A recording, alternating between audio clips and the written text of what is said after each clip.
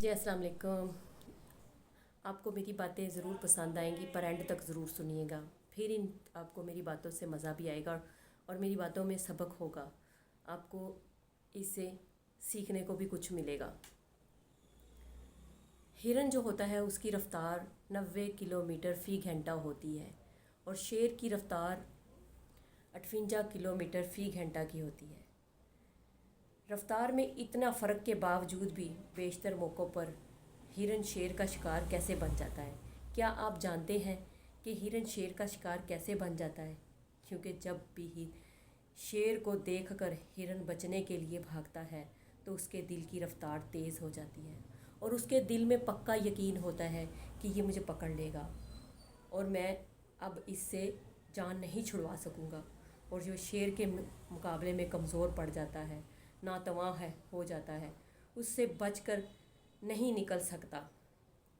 निजात ना पाने की सूरत में ये खौफ उसे हर लम्हा पीछे मुड़ने पर मजबूर करता है। जब भी शेर को आता देखकर हिरन भागता है ना, तो बार बार पीछे मुड़ता है कि मेरे और शेर के दरमियान कितना फ़ासला रह गया।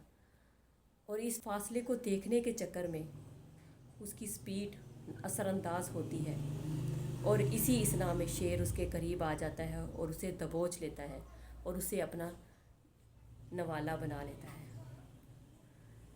अगर हिरन पीछे मुड़कर ना देखे, अपनी इस आदत पर काबू पा ले, तो कभी भी शेर हिरन का शिकार नहीं कर पाएगा।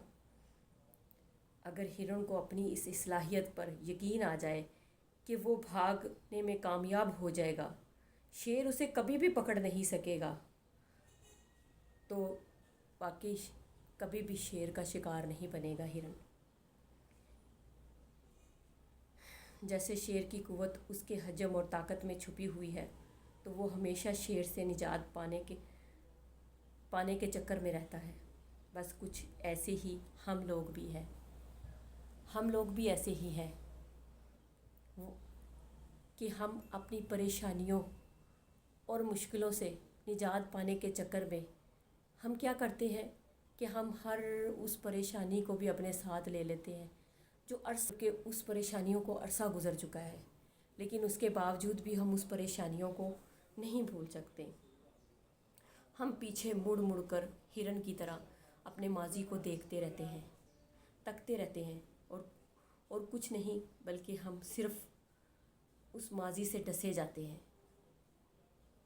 हमारी सारी हिम्मतें, क़ुव्वतें, तबीयतों को वो जो माजी की यादें होती हैं और लोगों के रवैये होते हैं, वो हमें अफसुर्दा करते रहते हैं। और कितने ही ऐसे पछतावे करते हमारे वहम और खौफ जो हमें नाकामियों का नवाला बना देते हैं, और कितनी ही हमारी ऐसी अंदरूनी मायूसियाँ जो हमसे ज़िंदा रहने का हौसला तक छीन लेती हैं। हम कहीं हलाक ना हो जाए, सोच की वजह से अपने मकासद हासिल नहीं करने सकते और अपनी सलाहियत पर काबू नहीं पा सकते। हम अक्सर अपने वहमो गुमान में ऐसे ऐसे वहम पाल लेते हैं जिसकी वजह से हम अपने मुस्तकबिल को बेहतर कर नहीं सकते। गुज़रे हुए वक़्त में हमने बहुत सारी मुश्किलात का सामना किया होता है।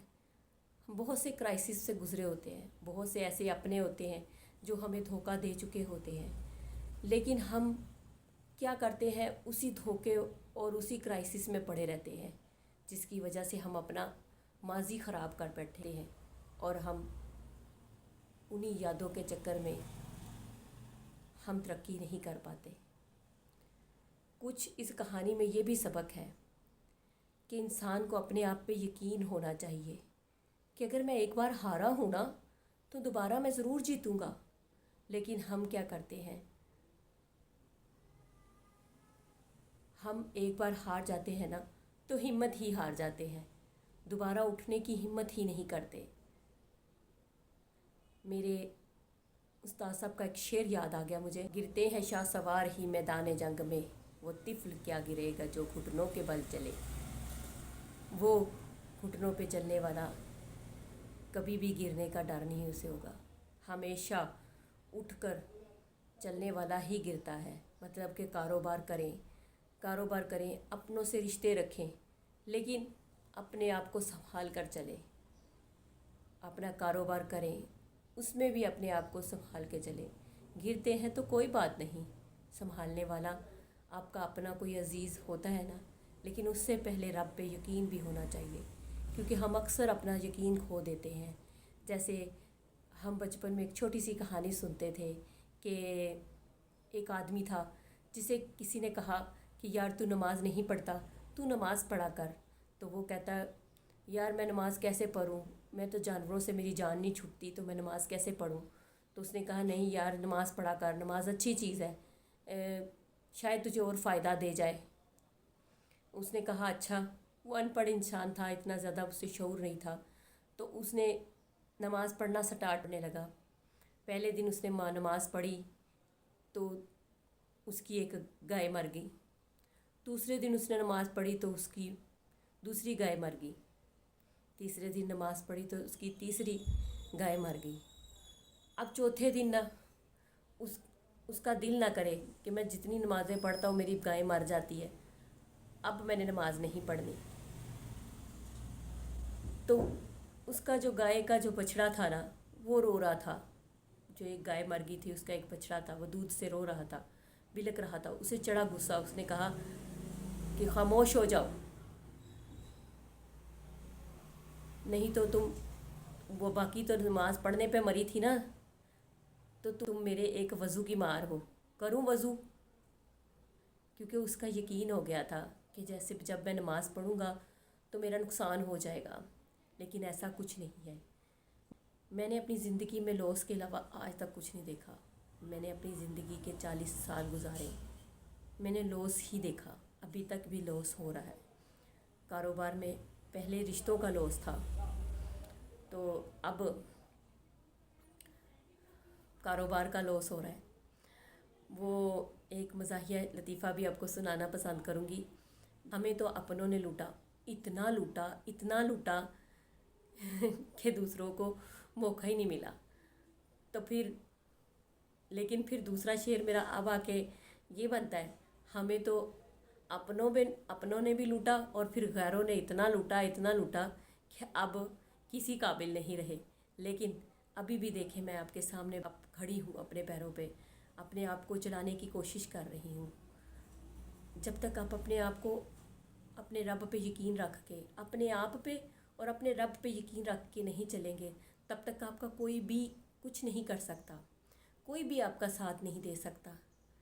کیونکہ ایک وقت ہوتا ہے، ہم اکثر سمجھتے ہیں کہ ایک وقت ہوتا ہے انسان کے پاس برا وقت چل رہا ہوتا ہے۔ جیسے ایک بادشاہ کی کہانی آپ کو سنانا چاہوں گی کہ ایک بادشاہ تھا جو کسی شکار کے غرض سے باہر نکلا، تو اس کا سامنا ایک گڈریے سے ہوا۔ گڈریا جو کہ بہت نیک دل اور شریف بندہ تھا، وہ اس کی شرافت سے بڑا متاثر ہوا کہ اس نے اس کو کہا کہ میں تمہیں اپنا وزیر بنانا پسند کروں گا۔ اس نے کہا اچھا ٹھیک ہے، لیکن بادشاہ نے کہا میں تمہیں وزیر بنانے سے پہلے میں تمہیں اپنی بھیڑیں دوں گا، تمہیں اسے چرانا۔ 100 بھیڑیں بادشاہ اسے دیتا ہے، ایک دن دیتا ہے 10-15 بھیڑیں اس کی غائب ہوتی ہیں، دوسرے دن دیتا ہے پھر کوئی لگ بھگ اتنی غائب ہوتی ہیں، مطلب کہ واپس نہیں آتی۔ تیسرے دن بھی یہی اس کے ساتھ معاملہ ہوتا ہے۔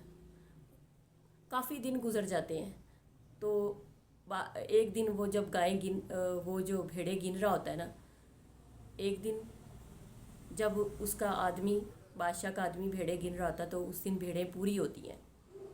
تو پھر بادشاہ اسے بلاتا ہے، کہتا ہے کہ آج تمہاری بھیڑیں پوری تھیں۔ تو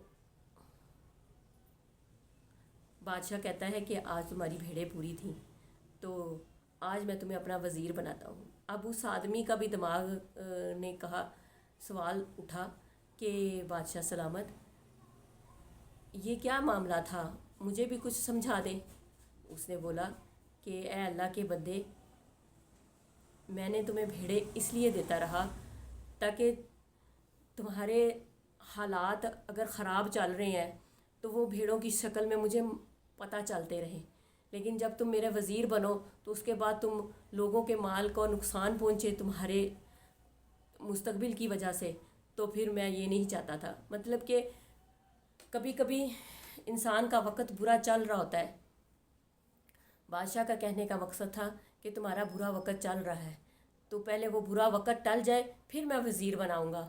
اس کے بعد پھر بادشاہ نے اسے وزیر بنایا۔ اس نے کہا اب تم وزیر میں تمہیں اس لیے بنا رہا ہوں کہ اب تم اگر خزانے پہ بیٹھو گے بھی نا میرے، تو میرے خزانے کو نقصان نہیں پہنچے گا، کیونکہ لاسٹ ٹائم جب تم آئے تھے تو تمہاری بھیڑیں پوری تھیں۔ مطلب کہ کبھی کبھی انسان کا وقت برا چل رہا ہوتا ہے، وہ وقت ٹل جاتا ہے تو پھر انسان کے دن اچھے آنے شروع ہو جاتے ہیں، اور ایسے اچھے آتے ہیں۔ میں نے کئی لوگوں کے دیکھے ہیں کہ بڑے بڑے اچھے وقت چل رہے ہیں، آپ میرے چینل کو لیکن سبسکرائب اکثر ہم اور اچھے لائک لوگوں ضرور کو، کیجیے اچھے گا، لوگوں کے یہ وقت بھی کو دیکھ صدقہ کر جاریہ ہے، اچھی اپنا چیز وقت بھی، کو اپنا شیئر بھی اچھا کریں۔ وقت بھی جو تھوڑا اللہ بہت حافظ، اچھا چل رہا ہوتا جزاک ہے اللہ۔ اس کو بھی برا بنا دیتے ہیں۔ کیسے کہ ہم سوچتے ہیں کہ اس کے پاس اتنا پیسہ آ گیا تھوڑے ہی دنوں میں، اور وہ کیسے امیر ہو گیا، میں بھی ہونا چاہوں گا، اور ڈیزائر پیدا ہونی شروع ہو جاتی ہے انسان کے اندر، خواہشات پیدا ہونی شروع ہو جاتی ہیں کہ کاش مجھے بھی اسی طرح جلدی جلدی پیسہ مل جائے۔ اللہ کے بندے اگر اس کی ہسٹری بھی معلوم کرو نا تو اس نے بھی کافی سٹرگل کر کے یہاں تک پہنچتا ہے، پھر جا کے اسے یہ مال ملا تھا۔ لیکن ہم کیا کرتے ہیں کہ ہم دیکھ کے فٹافٹ نہ اس کے اس عمل سے کہ اسے فٹافٹ پیسہ ملنا شروع ہو گیا، یا اس نے ایسا کوئی کاروبار کیا یا یوٹیوب چینل ہی کھول لیا تو اسے فٹافٹ اتنے دنوں میں شہرت مل گئی، پیسہ مل گیا، تو ہم اس ڈیزائر میں اپنے آپ کو ٹینشن دینا شروع کر دیتے ہیں۔ جو ہمارے آگے بھی کھانا پڑا ہوتا ہے تو ہمیں وہ بھی پھیکا لگنا شروع ہو جاتا ہے کہ کاش میرے پاس اور ڈھیروں ڈھیروں۔ لیکن یہ یاد رکھیے گا، انسان جتنا بھی کما لے آخر انسان کا پیٹ قبر کی مٹی سے ہی بھرتا ہے۔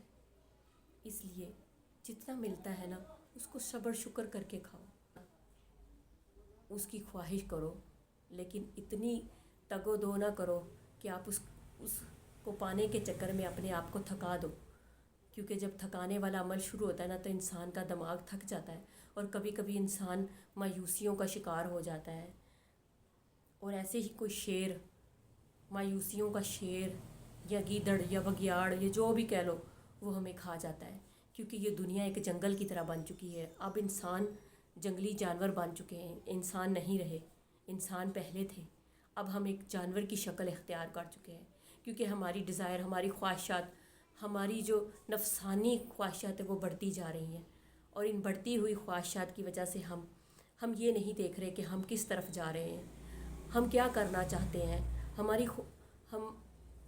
ہمیں کیا چاہیے۔ ہمیں صرف پیسہ چاہیے، ہمیں صرف عیش و عشرت کی زندگی چاہیے۔ ہمارا جو کھو گیا وہ کیوں کھویا؟